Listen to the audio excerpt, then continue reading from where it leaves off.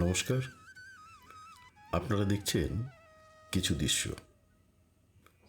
সমাজ যাকে একবার চরিত্রহীন বলে দাগিয়ে দেয়, আসলে কি সে অপরাধী, নাকি সেই মেকি সমাজের আড়ালে লুকিয়ে থাকে অন্য কোনো সত্য?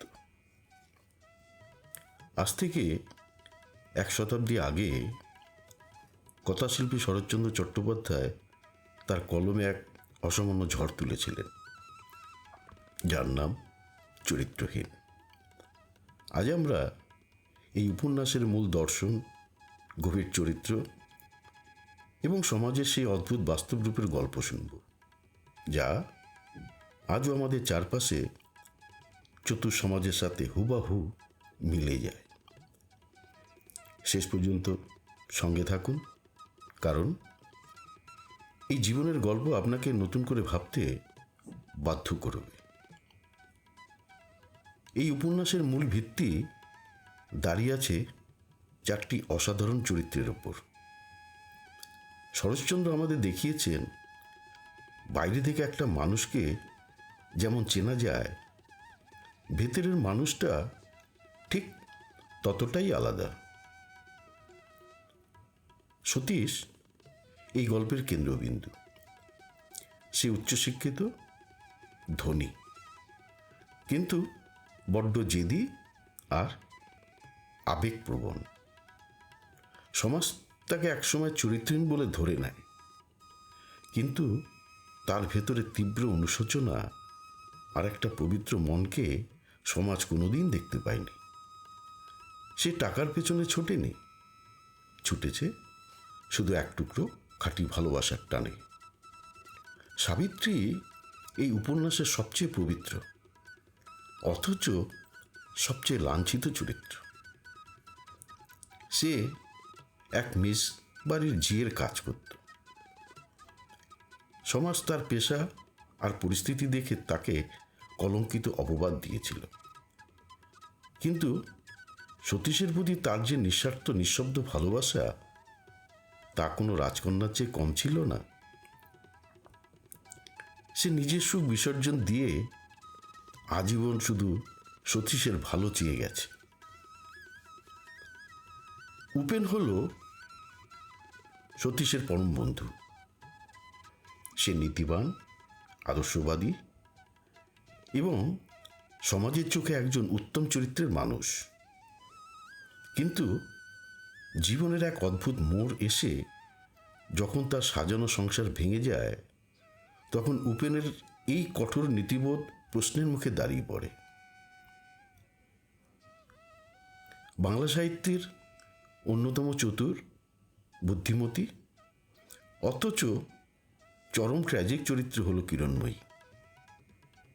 সে অপরূপ সুন্দরী, প্রখর জ্ঞান এবং যুক্তিবাদী মনের অধিকারী, কিন্তু এক নিষ্ঠুর সমাজ তার ভালোবাসাহীন বিয়ে তাকে তিলে তিলে এক অদ্ভুত প্রতিহিংসার দিকে ঠেলে দেয়। সে উপেন এবং দিবাকরকে নিজের রূপ ও বুদ্ধির জালে জড়াতে চেয়েছিল, কিন্তু দিন শেষে সে নিজেও এক বুক ভাঙা স্বপ্ন নিয়ে মানসিক ভারসাম্য হারিয়ে ফেলে নিঃস্ব হয়ে যায়।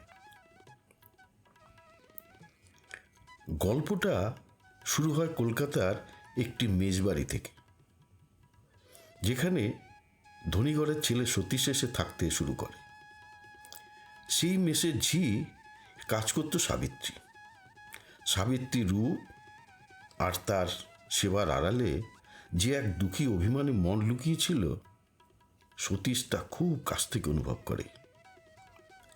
মেসের অন্য মানুষেরা যখন সাবিত্রীকে নোংরা কথা বলতো, সতীশের বুকটা তখন অভিমানে ফেটে যেত।